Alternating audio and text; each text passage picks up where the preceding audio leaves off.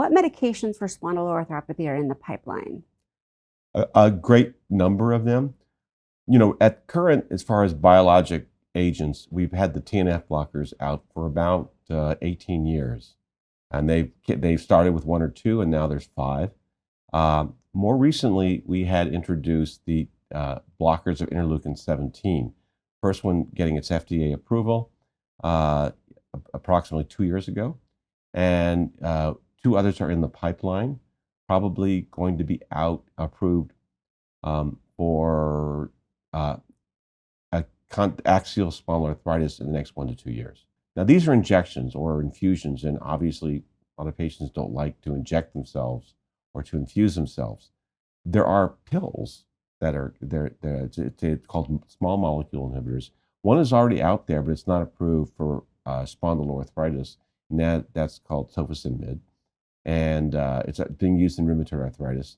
And they are currently undergoing phase 3 trials in ankylosing spondylitis. And now I'm being very careful with these labels because there's axial spondyloarthritis, which is the larger group, then ankylosing spondylitis, which is a subset of axial spondyloarthritis. So the ankylosing spondylitis subset, they're currently starting a phase 3 clinical trial. The other ones have not started yet, but these are all in the pipeline. Another thought that's being worked on is to actually take these drugs and stick them onto each other, combine them. So there's, for example, that there is thought of, there's another molecule that is a gene that's associated with all these diseases called TYK2 and TYK2.